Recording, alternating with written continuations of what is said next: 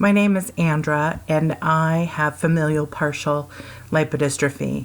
And what that means essentially is that my fat cells underneath my skin, in my limbs, and basically from my shoulders all the way down have died.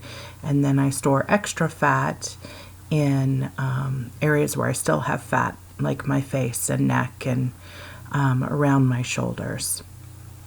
And this is a disease that is significantly underdiagnosed. It's not really recognized widely yet, but it is rare, but there still are thousands of us, and we find each other via social media, which is great. I was not diagnosed until I was 37, but started noticing a big change in my body at puberty. For familial partial, that's really when the symptoms set in. And for me at that time, it was really just the body changes that you could see visibly, not so much yet what was happening internally, although looking back, I could bet I had some pretty significant insulin resistance going on. And as my fat cells were dying, I was getting thinner, but I was just ravenously hungry, probably from 13 to 14 on, and it really changed, I think, my childhood experience. I was so hungry that I couldn't focus in class. I was really known for bouts of rage, just when I wasn't getting enough food, which was never. Now I understand that what happens to your body is your body produces a hormone called leptin, and that is produced in the fat cells. And so my fat cells were dying, as were my leptin stores. And so I just chemically had absolutely no satiation ability. It would have been nice to know that then, because really I just thought I was weak. I mean, when you're experiencing something like that among your peers, I don't know, I didn't know really how to talk about it. I just thought that everyone must be that hungry, and I just couldn't manage myself as well, which ultimately really became a theme of my life until diagnosis, is that I seemed to be much more tired than others. I was sick all of the time, really intolerant to temperature changes, really had blood sugar issues for sure, and the hunger continued into my 30s. So, I kind of grew up thinking I was weak, that it was my fault, that I wasn't able to manage things well, that I wasn't as tough as everyone else. And I really stopped sharing what was happening to my body because I had really so many aches and pains. I felt so uncomfortable. I felt so abnormal all of the time that I'm pretty sure it got exhausting for people to listen to. I mean, in my early 20s, I was so muscular by then, because it is a progressive disease, and so my fat cells continued to die, particularly in my limbs, and I started to store fat in my muscle. And I mean, I had an incredible athletic look, and so people still, but at that time, were really making a lot of judgments about me, about my activities, about my interests, based on how I look. But what was happening inside was the exact opposite of some of those stereotypes. I mean, thin, athletic look is the epitome of health in some cultures, and I felt anything but that. I just felt exhausted, and no matter what dietary changes I made, no matter how much I exercised, it just never felt right. And going through puberty is really hard for everybody. It's so challenging. I mean, now that I have a teenager myself, I recognize that most teens don't want to stand out. And that's exactly what I did. I mean, I just looked so different.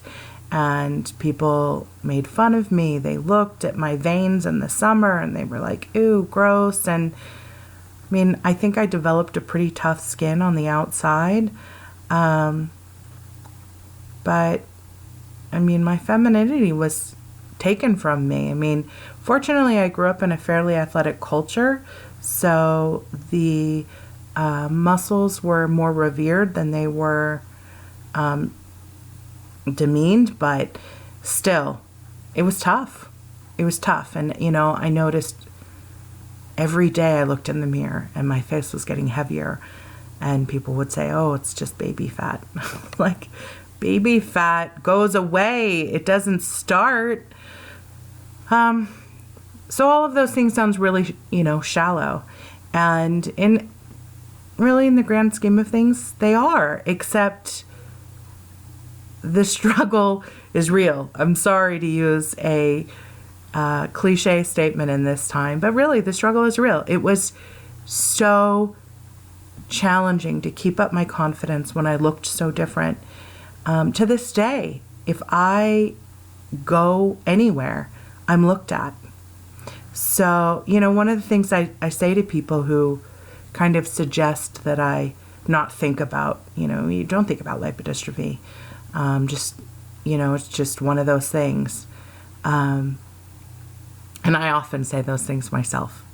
But really, to be honest with you, it is very challenging to forget that you are different, that you are rare when you live in a fishbowl. Not all rare diseases have physical manifestations. Mine does. And yeah, I live in a fishbowl. People are constantly watching me, making assumptions. And some of those assumptions are, you know, often they're looking at me and they say, wow, I wish I had those arms. But it's okay. I get used to it. I think that on a bad day, when people say, wow, how do I catch that rare disease? You're lucky. That it's on a bad day, it's hard for me to bite my tongue and say, well, this rare disease may look good, but it will kill you.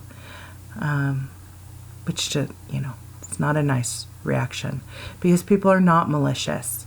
Human nature is curious, and we look at things that are different and we question things that are different. That's how we've survived as a species. So on a good day, I know that. On a bad day, it's frustrating.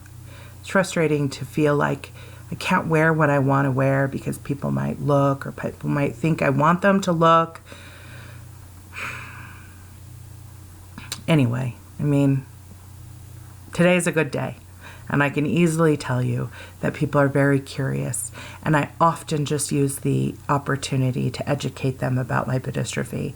Also because I do believe that it's significantly underdiagnosed. I am an advocate for the entire community. And that came about because when I was diagnosed, the first thing I did was try to become a Google doctor and look online. And really there was nothing. There was truly very little available about my type of lipodystrophy, about most types of lipodystrophy.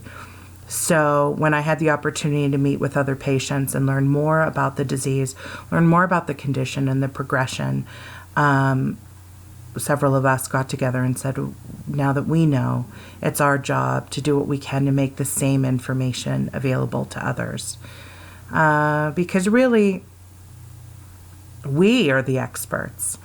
And if we don't share, if we don't tell the doctors what we really want them to hear, then it's our fault if people don't know. I mean, it's my job to make the path easier for every person living with lipodystrophy, every person living with a rare disease. It's my job to help it become easier. And I don't say that because I want kudos or credit. I believe it. I really do believe it. modern medicine is amazing, but we know so little about some of these rarities. And so we have to, raise our hand and say, I'm going to join in the fight. And sometimes I'm too darn tired to fight. As healthy as I look, I have very little stored energy. So, I basically live to eat, rest, try and educate, rest, eat, do it all over again. And I feel like I just am still learning how to balance it all. I mean, I end every day feeling kind of embarrassed about how little I accomplished. I don't want to talk about how tired I am. I don't want to say I can't do that. But I've learned mostly that if I want to stay healthy enough to raise my children and, do right by my world, I have to stay balanced. So yeah, it's embarrassing.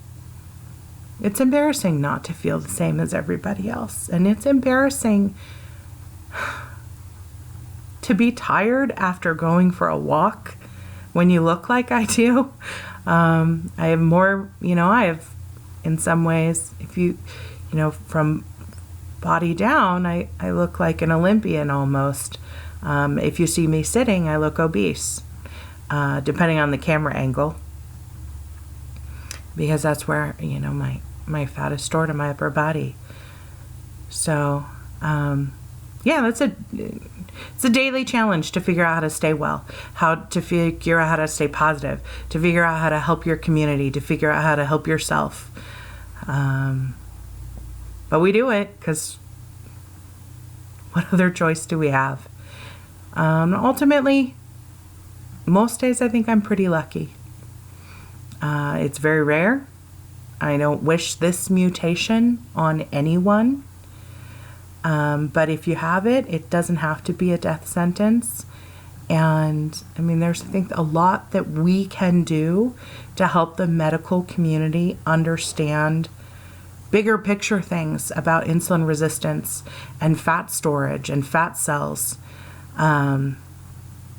So maybe I'll do something right and help create something beautiful.